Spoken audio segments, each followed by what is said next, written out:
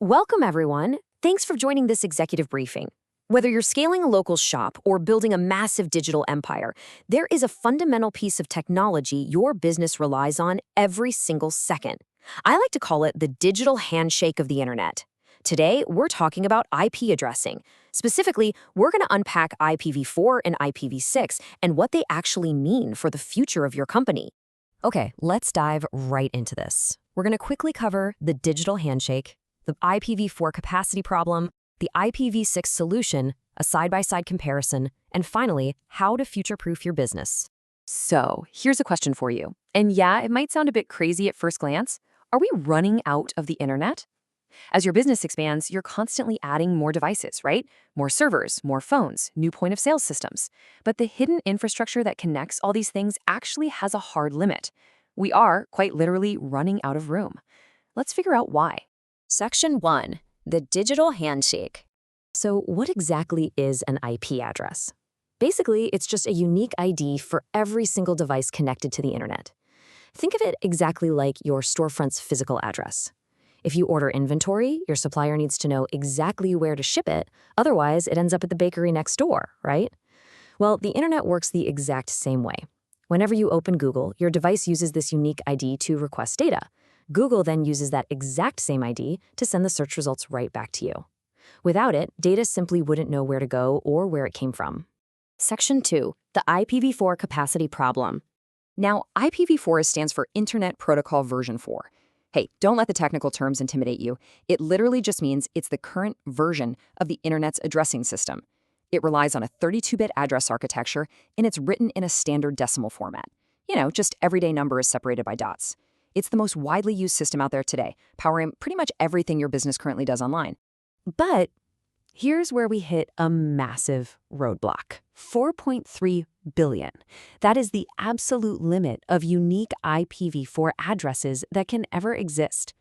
Now, decades ago, 4.3 billion seemed like an impossibly huge number. But think about today. The sheer explosion of smartphones, laptops, smart TVs, and business servers means we've got a serious problem on our hands. We are simply running out of room to give every new device its own unique digital address. Section 3. Enter IPv6, the solution. And this brilliantly illustrates how we fix it. IPv6 is the next generation. It was upgraded from that old 32-bit architecture to a massive 128-bit architecture. Because these new addresses are so unfathomably long, they had to be written in a totally new hexadecimal format. Basically, this means mixing numbers 0 through 9 with the letters A through F, which allows computers to condense massive amounts of data into a shorter string. It was engineered entirely from the ground up, specifically to solve the capacity crisis of IPv4 and handle the limitless future of the web. So, what does that 128-bit architecture actually give us? It gives us this. Virtually unlimited addresses. Contrast that immediately with the 4.3 billion limit we just talked about. The scale of IPv6 is almost unimaginably huge. We're talking about enough unique IP addresses to assign one to every single atom on the surface of the Earth and still have plenty left over. It absolutely ensures we will never, ever run out of addresses again. Section 4, IPv4 versus IPv6 comparison. First off, let's just compare them directly. You've got the IPv4 decimal format. It's that classic 192.168.1.1. It's short, it's familiar. Then, you've got the new IPv6 hexadecimal format. You can immediately notice the stark difference here. Instead of just 4 small numbers, it uses a longer compressed string of numbers and letters like 2001:DB8:::1. Now, we don't need to get bogged down in the complex math behind it, but as a business owner, you just need to recognize that this longer alphanumeric string is the new standard your IT systems are going to be processing. Now, what's really interesting here is how this actually impacts your daily operations, way beyond just having more addresses.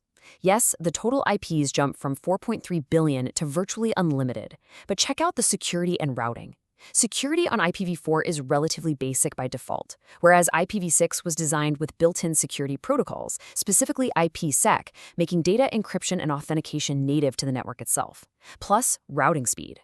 IPv4 is moderate, but IPv6 features much more efficient routing. Because those new 120-bit addresses are mathematically structured better, data travels across the internet with far less processing delay at each stop. For your business, that translates to lower latency during customer checkout, faster internal software, and a much more secure network. So the crucial takeaway is this: we can distill all that technical jargon down to a really simple formula. IPv4 is the old system. IPv6 is the future-ready system. When you're planning your IT budgets, upgrading your point-of-sale systems, or migrating your data to the cloud, this is the foundational reality you've got to keep in mind for your long-term strategy. Section 5.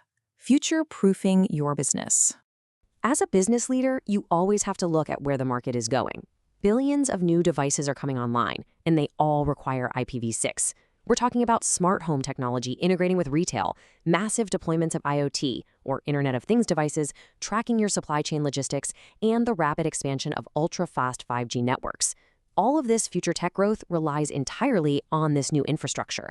If your business network, your website, or your custom software isn't prioritizing IPv6 compatibility, you run a very real risk of becoming invisible or simply incompatible with the next generation of consumer devices. I absolutely love this quote from our source material because it perfectly grounds all the technical jargon into a concept any business owner can relate to: real estate. IPv4 is like a small town with limited houses. IPv6 is like a massive city with unlimited space. If you want your business to scale, you can't build your corporate headquarters in a small town that's completely run out of lots. You have to move to the city where the infrastructure is actually built to handle exponential growth. Which leaves us with one final, absolutely critical question to consider as we wrap up this explainer. Will your growing business be trapped in the small town, or are you ready to build in the massive city? Upgrading isn't just an IT chore. It is an absolute necessity. So here are your practical key steps to start right now. 1. Audit your current point of sale and hardware for IPv6 compatibility. 2. Contact your internet service provider to ensure they support the new standard. And 3, have your IT team enable dual stock routing so you don't lose access to older devices during the transition. Thank you so much for joining me today. Keep learning, keep adapting, and I'll see you next time.